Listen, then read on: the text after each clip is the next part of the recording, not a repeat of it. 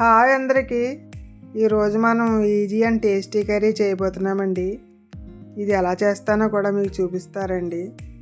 ఇది చాలా బాగుంటుంది కర్రీ. ముందుగా పాలకూర ఉడికించి పక్కన పెట్టుకున్నానండి.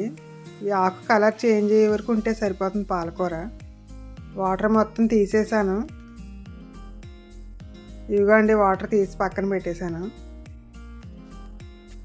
ఇప్పుడు ఇందులోనే చన్నీళ్ళు చల్లుకుందామండి. కొంచెం తొందరగా చల్లారుతుంది. మనం గ్రైండ్ చేసుకుంటాం కదా, ఇది తీసి పక్కన పెట్టేసుకుందాం. ముందుగా మూగుడు పెట్టి సరిపడా ఆయిల్ వేసేస్తున్నాను. ఇందులోనే కొద్దిగా జీలకర్ర, అలాగే వెల్లుల్లి రేకులు 5-6 కట్ చేసి పెట్టుకున్నానండి. అవి కూడా వేసుకుని వేయించేసుకుందాం. మంటను మీడియం ఫ్లేమ్లో పెట్టుకుని వేయించుకుందాం. అవి వేగిన తర్వాత ఉల్లిపాయ ముక్కలు వేసేసుకుందాం. మీ ఇష్టం అండి, ఉల్లిపాయ ముక్కలు ఎక్కువ వేసుకున్నా పర్వాలేదు, గ్రేవీ ఎక్కువ వస్తుంది. నేనైతే మీడియంగా వేసాను. ఇవి వేగేటప్పుడే 2 పచ్చిమిర్చి ముక్కలు కట్ చేసి వేస్తున్నాను.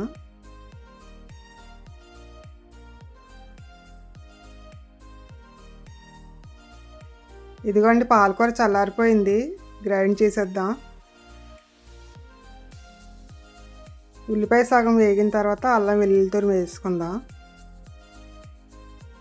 అల్లం వెల్లుల్లి తురుము పచ్చివాసన పోయేంత వరకు వేయించుకుంటే కర్రీ టేస్ట్ బాగుంటుంది.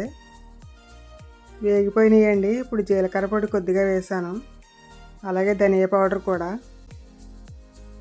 కొంచెం పసుపు, కారం కూడా కర్రీ సరిపడా వేసేసుకుందాం. మనం ఆల్రెడీ పచ్చిమిర్చి వేసాం కదా, దాన్ని చూసుకుని వేసుకోవాలి. మీరు కారం ఎక్కువ తినాలి అనుకుంటే ఇంకొంచెం వేసుకోవచ్చు. పాలకూర గ్రైండ్ చేసానండి, ఇది కూడా వేసుకుని వేయించేసుకుందాం.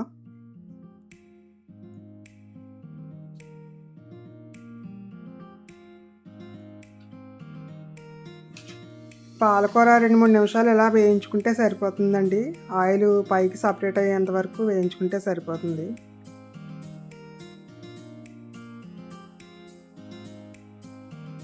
వేగిపోయిందండి. ఇప్పుడు మనం ఆల్రెడీ తొక్క తీసి కట్ చేసి ముక్కలు ఉడికించానండి బంగాళదుంప, అవి కూడా వేసుకుని వేయించేసుకుందాం.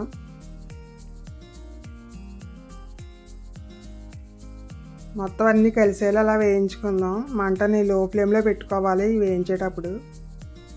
ఇప్పుడు కర్రీ సరిపడా వాటర్ వేసేసుకుందామండి. వాటర్ ఇలా వేసుకుంటే సరిపోతుంది, మరీ ఎక్కువ ఏం వేయక్కర్లేదు.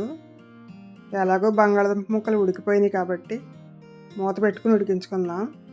చూసారా, చక్కగా ఉడికిపోతుంది కర్రీ. ఈ స్టేజ్లోనే మనం సాల్ట్ సరిపోయిందో చూసుకోవాలి. సరిపోకపోతే ఇలా వేసుకోవాలి. ఒకసారి కలుపుకుందాం. సాల్ట్ అంతా మొత్తం కలిపిన తర్వాత మూత పెట్టేసుకుందాం.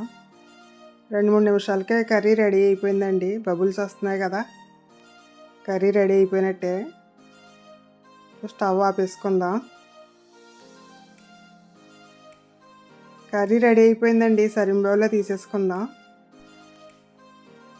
ఈ కర్రీ రైస్ రోటీలో కూడా చాలా బాగుంటుందండి. చాలా ఈజీగా కూడా అయిపోతుంది కర్రీ. మీరు ట్రై చేయండి, చాలా బాగుంది కర్రీ అయితే.